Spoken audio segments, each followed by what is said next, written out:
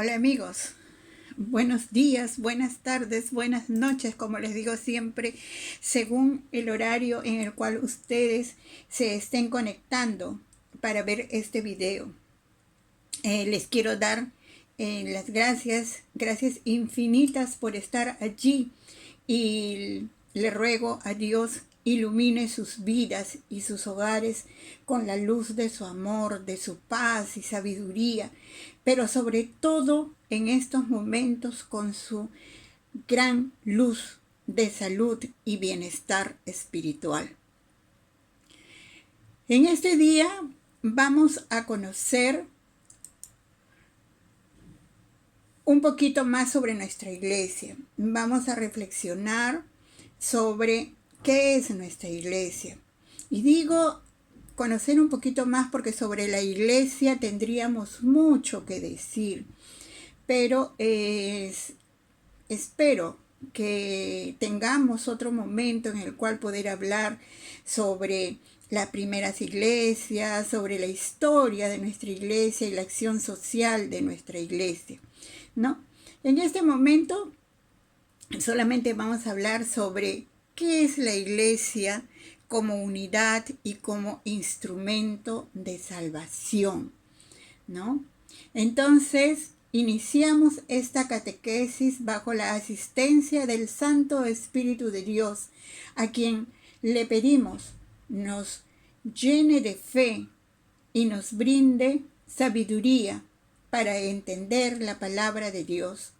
Vamos a ver entonces qué es nuestra iglesia como unidad en la fe y sobre todo como instrumento de salvación.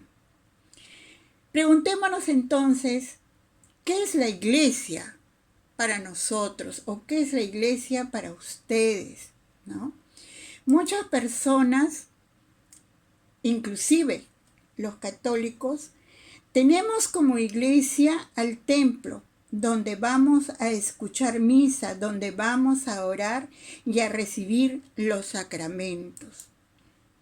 Para muchos hermanos separados, la iglesia es una organización de creyentes que se juntan para practicar su fe de diferentes formas. Ejemplo, los adventistas, los testigos de Jehová, los missionianos, etc. Pero la iglesia no es ni lo uno ni lo otro.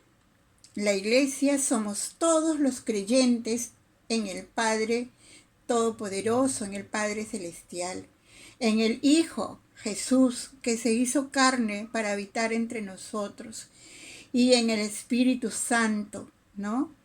Que es el Redentor y que está siempre guiando a nuestra iglesia alrededor de toda la tierra.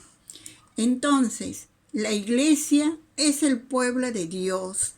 La iglesia somos todos. No importa la raza, la cultura, no importa el estatus social, no importa quiénes somos en realidad. Lo que importa es que somos hijos de Dios. Y entonces, si tenemos fe y creemos, somos parte de su iglesia.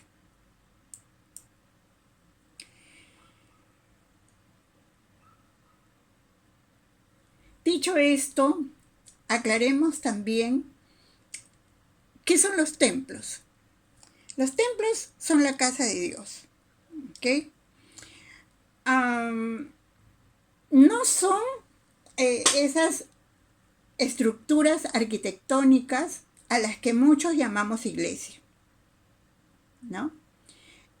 Los templos son los recintos donde los católicos desarrollamos los ritos, o mejor dicho, donde se desarrollan los ritos propios de nuestra fe y sobre todo donde mora Jesucristo, presente en cuerpo, alma y divinidad en las especies de pan y el vino. Estos templos pueden ser desde los más lujosos hasta los más humildes y en todos ellos el valor de lo que allí se realiza es el mismo.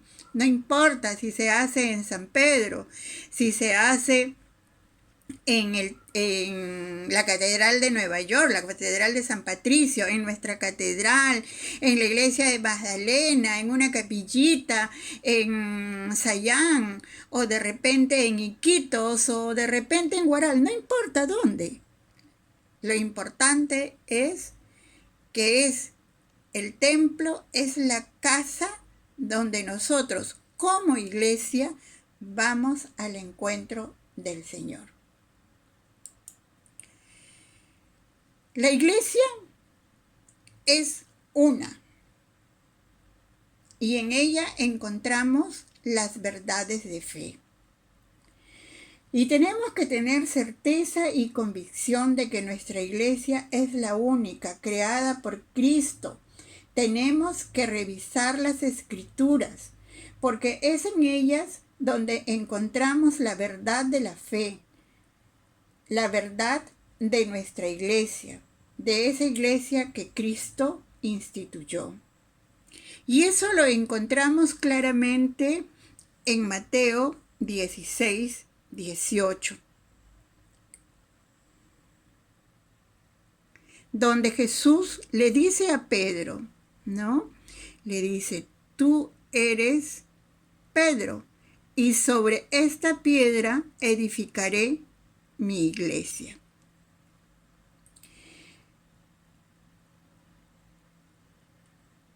Pedro, entonces, representa los cimientos de la iglesia y es el responsable de esta. Así lo quiso Jesús. Pero Pedro no iba a vivir para siempre. Por lo tanto, su legado se ha ido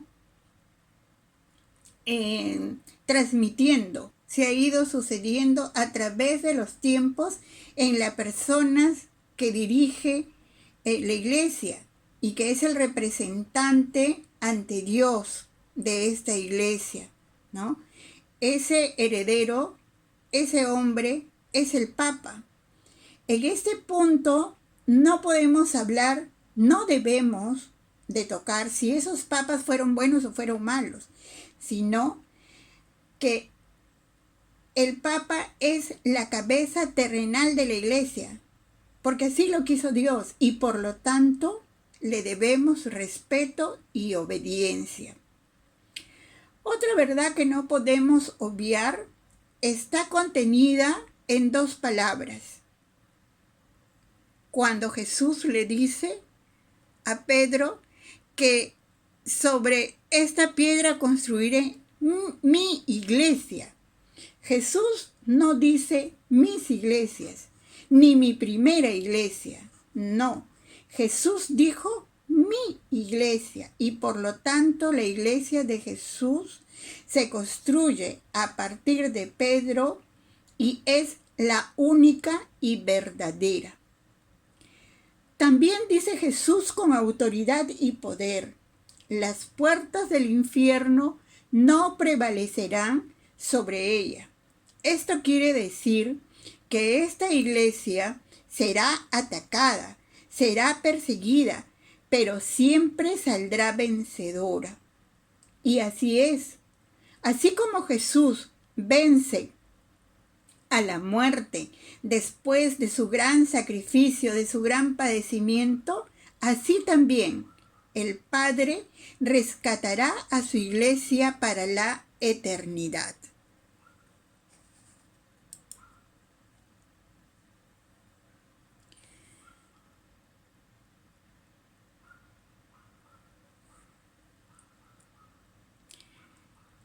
En Hechos de los Apóstoles, nosotros encontramos cómo se va formando la iglesia. ¿Okay? La iglesia se va organizando. El mandato de Jesús a sus apóstoles fue ir y anunciar el reino de Dios. Esto no lo iban a hacer cada uno por su cuenta, y según les pareciera mejor. La iglesia es una sola y la interpretación de las escrituras y la forma de desarrollar los ritos y vivir el mensaje de Jesús es uno solo. Y esta forma es con algunos cambios según la culturización y según el venir de los tiempos, se ha mantenido. O sea, la esencia se mantiene, ¿okay? Desde el principio, desde la organización inicial de la iglesia. La iglesia crecía desde ese tiempo y como los discípulos tenían que salir a diferentes comunidades, ¿no? Los 12 apóstoles no iban a ser suficientes. Entonces ellos comenzaron a designar a más hermanos responsables de esta evangelización. Entonces la iglesia crecía y tenían que ser cada vez más los responsables, como les digo, de esta misión. Por lo tanto, tenían que haber un orden, tenía que haber una organización, una dirección, tenía que haber un jefe y una base dogmática.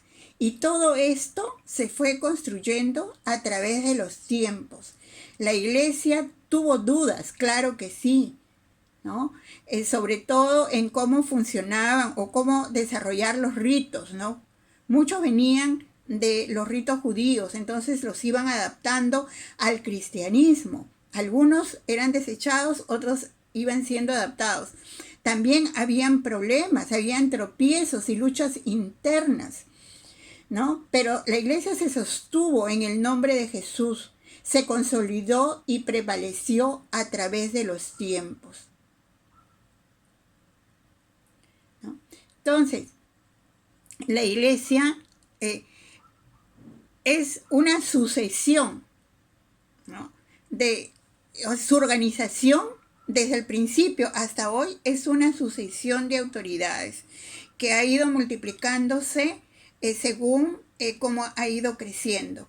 Pero la cabeza es una sola y la cabeza terrenal de la iglesia, repito, es el Papa. Por último, y no por eso menos importante, tenemos 3 verdades de fe que nos recuerdan la unidad de la iglesia. En primer lugar, recordemos que Jesús está presente en la hostia consagrada. Y lo creemos porque Él lo dijo expresamente en la última cena. Él dijo, tomando el pan, este es mi cuerpo. La iglesia no lo ha inventado, hermanos. Jesús instituye la Eucaristía y se queda Él en cuerpo, alma y divinidad en ese pan, en esa hostia consagrada que nosotros la tomamos para hacernos uno con Él. ¿Okay? Como segunda verdad tenemos que el Espíritu Santo es quien une y guía a la iglesia de Cristo. Recordemos que los apóstoles eran personas comunes y corrientes hasta que llegó el Espíritu Santo y les infunde el fuego de su amor, convirtiéndolos en hombres y mujeres nuevos, dándoles las herramientas necesarias para que ellos puedan cumplir su misión. Ellos no estaban preparados hasta ese momento, ¿no? Es cuando llega el Espíritu Santo y llena sus corazones, ¿no? De ese amor, de esa fe, de esa perseverancia, ¿no? Y les da los dones cuando ellos comienzan su misión, cuando ellos están preparados para la misión. Y tenemos por último, bueno, no por último, sino tenemos otra verdad, ¿no? Que es que María es la madre de la iglesia. ¿Y por qué decimos que es la madre de la iglesia? Porque Jesús fue quien nos la entrega al pie de la cruz. Nosotros estamos representados en ese apóstol que está parado al pie de la cruz junto a María y en el que Jesús dice: Hijo, he ahí a tu madre. Entonces, reconozcamos, respetemos y acudamos a María como nuestra principal intercesora. Ella es nuestra madre y madre de la Iglesia. Tengamos muy claro entonces que son estas tres verdades que unen a toda la Iglesia católica, convirtiéndola en el cuerpo de Cristo, siendo Él mismo Jesús, la cabeza de la Iglesia, que es instrumento de salvación.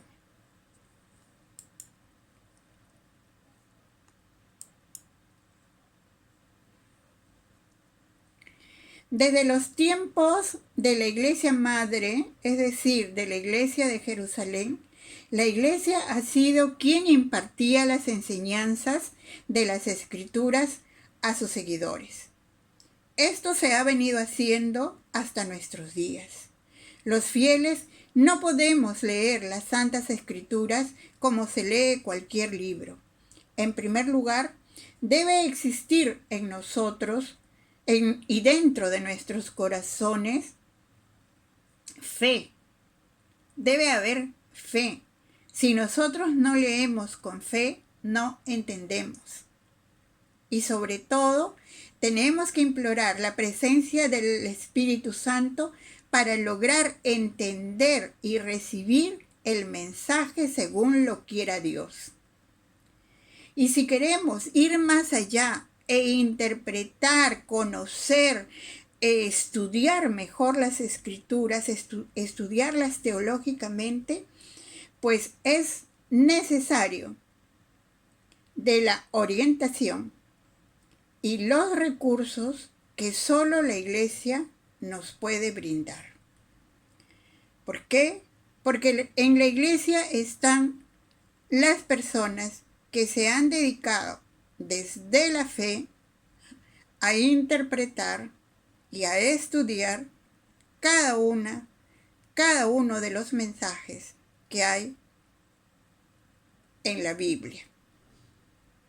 Inclusive hay especialistas en Antiguo Testamento, en Nuevo Testamento, en cartas Hechos de los Apóstoles, en fin. En todo eso, en cada parte de la Biblia, en su forma de escribir, en quienes escribieron y todo eso, los que han traducido a tantísimos idiomas, todos ellos están dentro de la Iglesia y son ellos los que transmiten esas enseñanzas. No cualquiera puede hacerlo.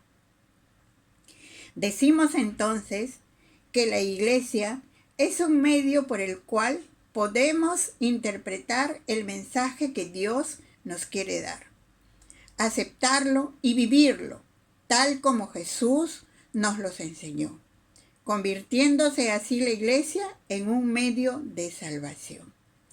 Otro instrumento de salvación que imparte la Iglesia son los sacramentos, que no son inventados por la Iglesia, hermanos.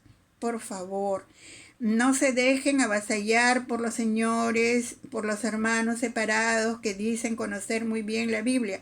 Sin embargo, ellos no tocan los pasajes de la Biblia en los cuales se descubre, ¿no? En los cuales está bien explicado cómo y en qué momento Jesús instituye cada uno de los sacramentos que imparte la Iglesia Católica.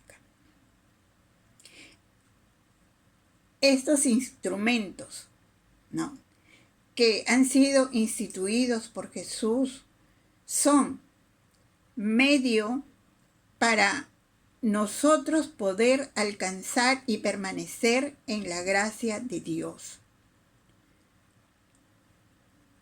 Y Jesús le dio a sus discípulos, ¿no?, el poder, la autorización y el poder para impartirlos.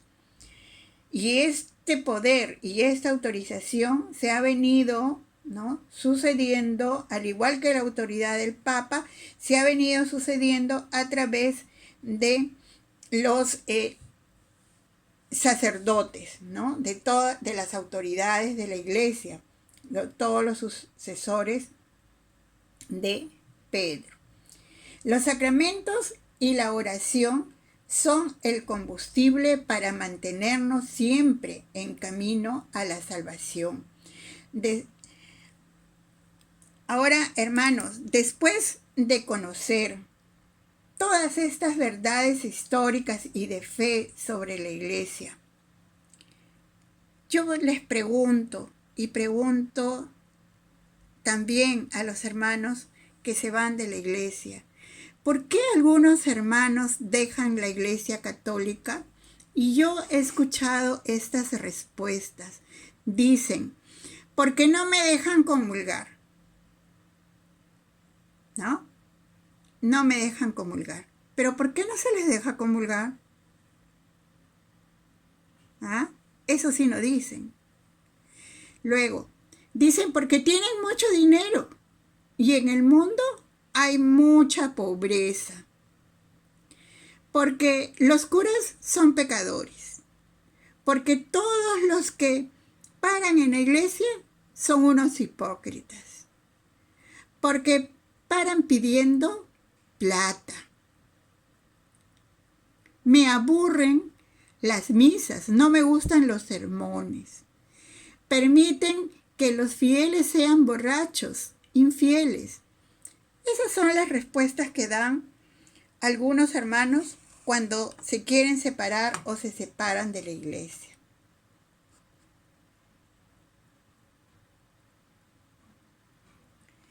Pero entonces yo les hago una pregunta. ¿Es la iglesia una comunidad de santos? ¿Ah? Díganme, ¿es una comunidad de santos? No, no lo es.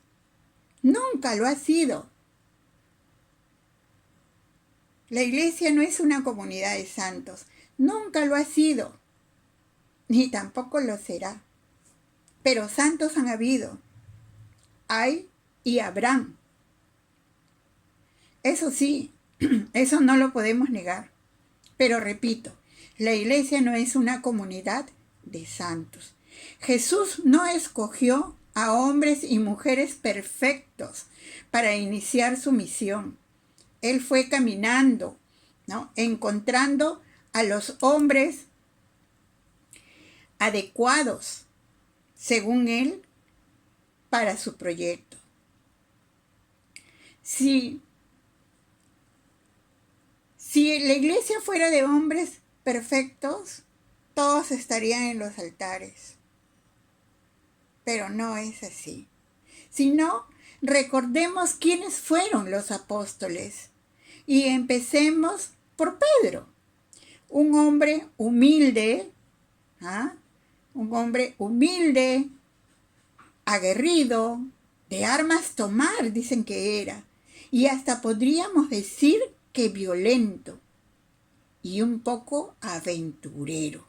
Así dice la tradición que era Pedro. Simón era un celote. Recordemos que los celotes eran subversivos. Eran luchadores nacionalistas, rebeldes, guerreros. Ellos se rebelaban contra el poder romano.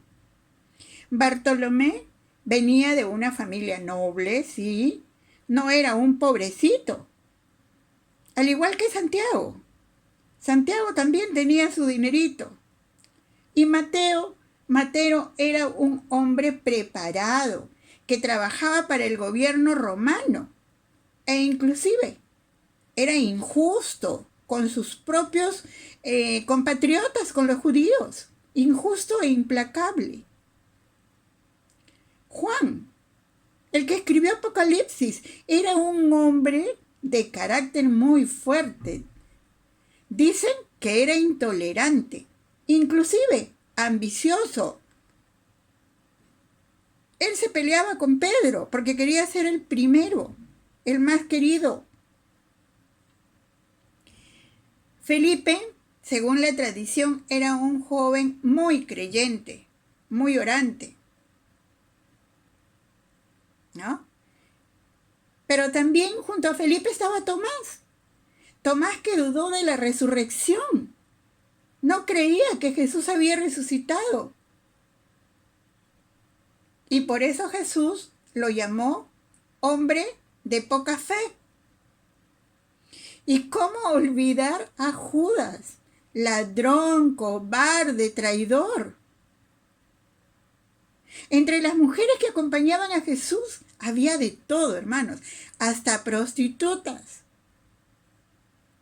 Y por último, recordemos a uno de nuestros padres de la iglesia, porque Pedro junto con Pablo son los padres de la iglesia.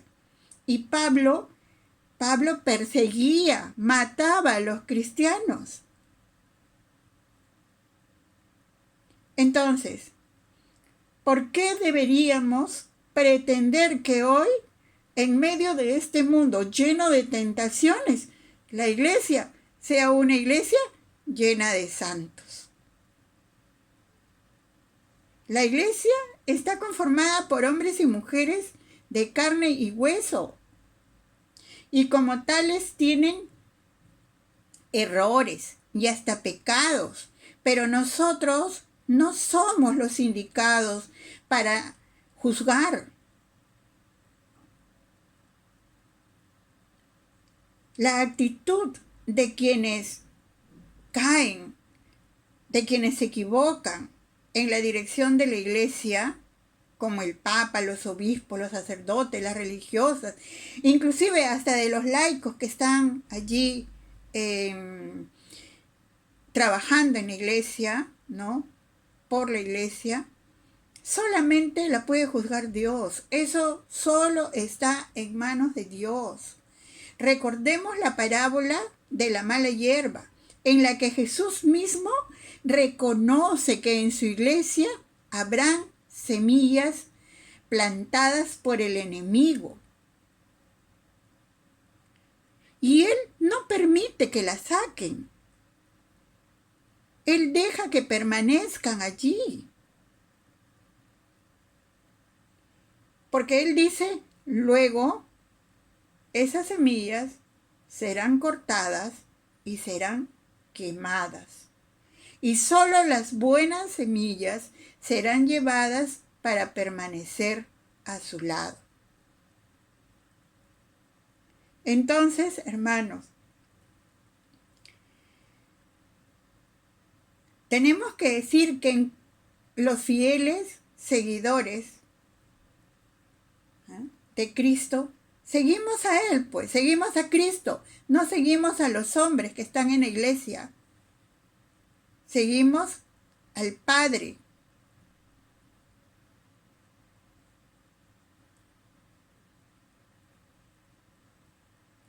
Nosotros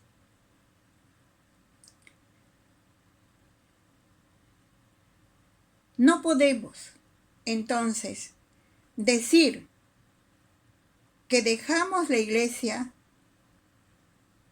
y echarle la culpa a la iglesia por las cosas malas del mundo. Si hay hambre, si hay dolor, si hay pobreza, esa no es culpa de la iglesia, es culpa del hombre. Es culpa del hombre que no sabe hacer las cosas y que se aleja de Dios. Dios no puede mandar calamidades a este mundo, porque Dios nos ama. Dios ama a todos sus hijos. Y lo único que quiere es el bienestar, el bien, la paz, la justicia y el amor para todos. Y cuando dicen los hermanos que en la iglesia hay muchos hipócritas, borrachos, infieles que están en la iglesia golpeándose el pecho, Entonces yo les diría, el mundo está lleno de borrachos, de hipócritas, de infieles. Y no nos vamos a ir de este mundo. Tenemos que aprender a convivir con todos ellos. Y peores aún. Entonces, no pongamos pretextos para irnos de la Iglesia Católica. Todos esos que dicen todas esas cosas de que la Iglesia tiene mucho dinero, de que no ayuda, son pretextos.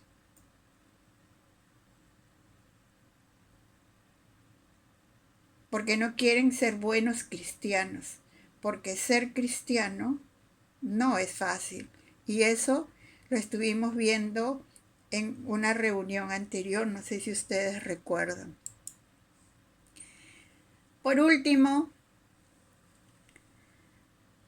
yo les preguntaría, ¿por qué ser fiel a nuestra Iglesia Católica? ¿Por qué tenemos que serle fiel? Y tenemos que serle fiel, acá hay algunos puntos por los cuales son muchos más, pero yo he tomado solamente algunos, ¿no? Y sobre todo este primerito, porque Jesús es fiel. Jesús le es fiel a nuestra iglesia. Él la fundó primeramente, y Él ha estado al pie de la iglesia, protegiéndola, ayudándola, todo el tiempo, hasta el día de hoy, y lo seguirá estando. Nosotros seguimos a Jesús, y Jesús está en la iglesia. Entonces, ¿cómo nos vamos a ir de ella? Porque la iglesia es de todos, la Iglesia Católica es de todos. Ya dijimos hace un instante, en esta iglesia no importa si eres pecador, si eres un santo, si eres alto, bajo, negro, chino, gordo, flaco, si hablas inglés, francés, italiano, portugués, ruso, no importa cuánto dinero tengas si no tienes. Inclusive, si no crees. Si tú no crees, hermano, acércate a la iglesia y conócela. Y encuentra las razones por las cuales creer. Le soy fiel a la iglesia porque la iglesia es unidad, unidad de fe.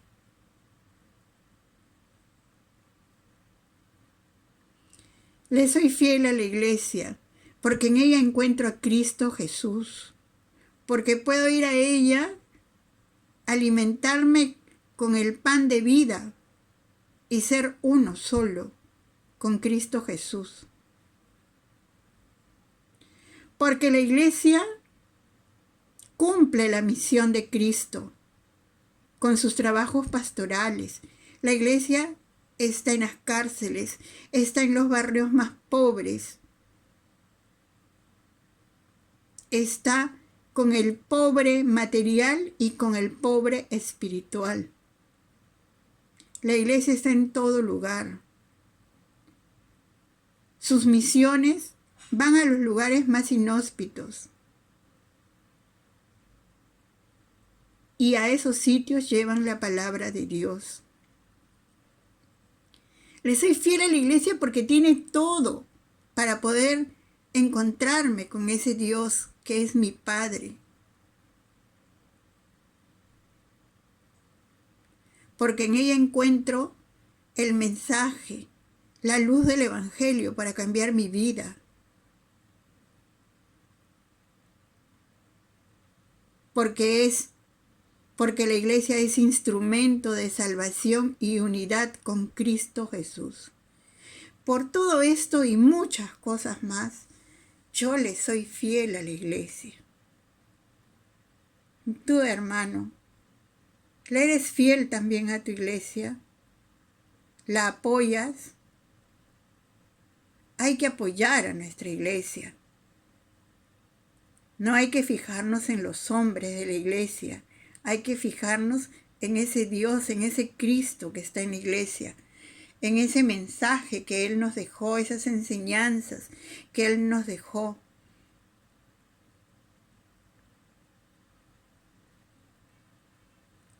No perdamos de vista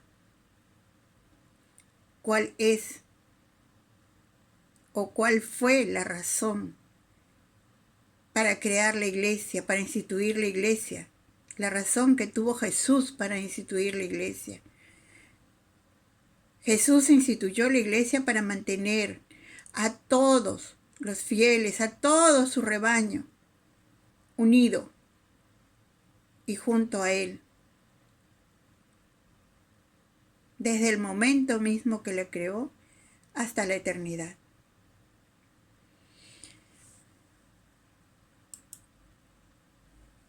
Por eso, hermanos, vamos a orar un poquito, vamos a pedir por nuestra iglesia y vamos a decir: Padre Celestial, en estos momentos difíciles que atraviesa nuestra iglesia, momentos de persecución y de muerte, cuando hay ausencia de vocaciones sacerdotales y de ovejas para tu redil, venimos ante ti en actitud suplicante, para que aumentes la fe de tus fieles, ablandes los corazones de los no creyentes y cada día más jóvenes acepten seguir la vocación religiosa.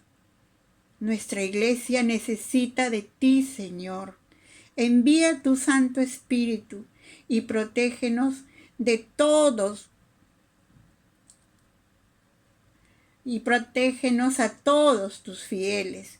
Danos las armas de tu amor para vencer en medio de tanta incredulidad. Bendice a tu iglesia, Señor, y cúbrela con tu mano protectora. Te lo suplicamos en el nombre de Jesús y por la intersección de María Santísima. Amén. Bueno, hermanos, en el nombre de Jesús, que Dios nos bendiga a todos